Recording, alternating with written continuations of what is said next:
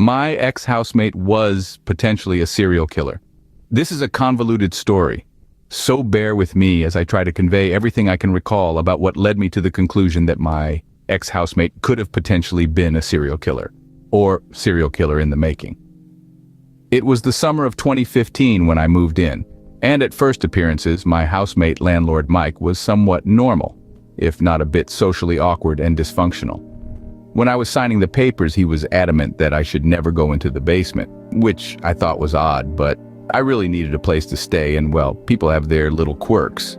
So I just chalked it up to that at the time. As I got to know Mike and our cohabitation continued, I learned more about the depths of his dysfunction. Firstly, that he used meth.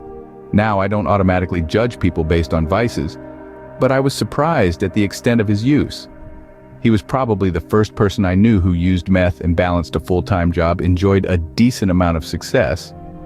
The reason this is important to the story is that when he would be around the house drinking and using meth, he would start to run off at the mouth. He would often joke that if I smelled lye coming from the basement, not to think anything of it. I think it was probably the third time he said this that I asked why he keeps saying that, and he said I use chemicals to clean up after the bodies with a wily grin on his face. I tried to chalk that up to a bad sense of humor, but it didn't sit right with me. He was also very particular that I let him know of my coming and going, and my work schedule. I remember him being shocked and uncomfortable one day that I ended up taking off of work because he didn't realize that I was home. I remember that day because there was a lot of clanging and what sounded like muffled shouting coming from the basement. His car was in the driveway, but he was not in the main house or his bedroom. Other days he would play very loud music that bumped through the whole house. Sometimes he would even play NPR talk radio at those volumes. In retrospect, I think he may have been trying to mask sounds. He would make remarks about sex workers, saying, "You can do whatever you want. You can choke them or beat them to death, and nobody cares." I took exception to this. I told him I thought that was messed up. But when he would get tweaking, he'd always come back around to alluding to the same kind of violence, talking about how he was a normal white guy who owned a house and had a good career, so the police would never suspect him. At this point, I start to think that it has gone too far to simply be a joke. I was in a weird position because money was tight at the time and my options were few. I tried to convince myself that even if he is messed up, he is probably just engaging in outward fantasism.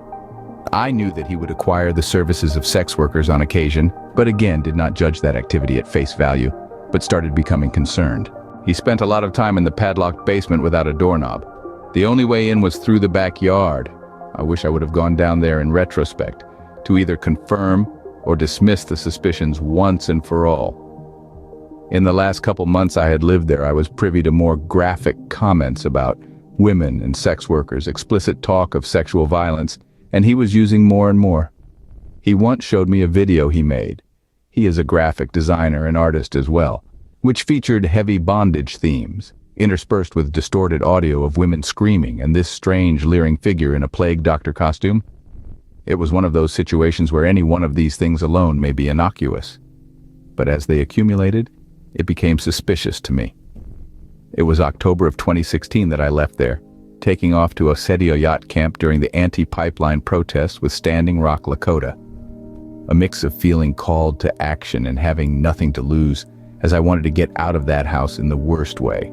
My last night there, I did not give notice that I was leaving. He was drinking and tweaking again. Started in on the same conversation, loosely describing murder and sexual violence in the tone of some sort of edgy joke. I told him he would be caught eventually, not even holding back my suspicion anymore. He reiterated that he was the last person police would suspect, and asserted that they wouldn't catch him. He said this in a very serious and concise way, dropping the pretense he had been using before. I left the next morning. This haunted me for months. Then a year and a half. I felt as though I hadn't done anything. The guilt was eating away at me. So I called Portland Crime Stoppers and put in an anonymous tip describing what I had described here.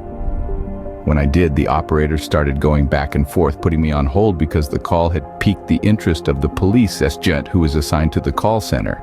So they were asking me detailed questions about his vehicle, his house, the methods he described, etc. It seemed like they took interest. I gave them as much information as I could remember and left it at that. feeling just a little better that I had at least tried to do something about it. Fast forward to recent times, I told my mother about all this, and she became interested, asking what house this was, and she ended up pulling it up on G-Maps. She put up the street view, and I noticed that there was a large enclosed trailer in the driveway that wasn't there when I was.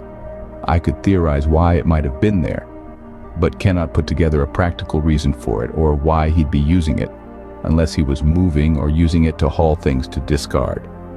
Admittedly, that is pure conjecture, but I couldn't help but wonder. I doubt that I will get closure or have my suspicions validated unless he does finally get caught and arrested, and I read about it. I have grown up poor and been around the lowlife a lot.